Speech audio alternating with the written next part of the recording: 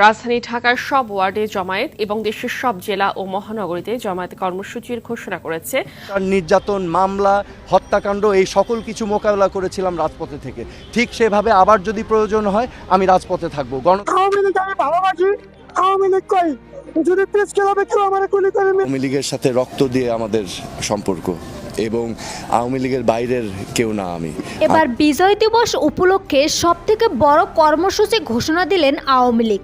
তবে সেদিনই দেশে ফিরতে পারেন শেখ হাসিনা। তাদের পাশে থাকার প্রতিশ্রুতি দিলেন সোহেল তাজ।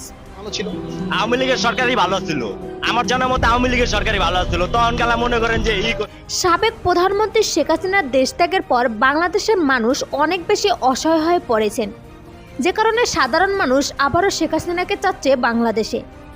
সরকার হিসাবে আমরা শেখ হাসিনা চাচ্ছি। সরকার আপনি কাকে চাচ্ছেন? জামাত বিএনপি না আলীকে? সাধারণ মানুষের পাশে থেকে শেখ হাসিনাকে দেশে ফিরে আনতে আবারও মাঠে নেমেছে সোহেল তাজ। তিনি মাঠে নেমে বলেন, আমার পরিবার ছিল আওয়ামী লীগ, সেই রক্তের আমিও। এর আগেও অনেক বিপদের সময় আওয়ামী লীগের পাশে থেকেছি, এবারও থেকে শেখ হাসিনাকে ফিরিয়ে আনব। অন্যদিকে একাধিক সূত্র থেকেও জানা যায় ভিপি নুরুল হক নুরও শেখ হাসিনার সাথে একাধিকবার কথা বলছেন। এছাড়াও আওয়ামী লীগের সব নেতারা প্রস্তুত হচ্ছে 16ই ডিসেম্বরে শেখ হাসিনাকে ফিরিয়ে আনার জন্য। সো ভিউয়ার্স, আপনারা কি শেখ হাসিনাকে আবারও প্রধানমন্ত্রী পদে দেখতে চান? জানিয়ে দিন কমেন্ট করে।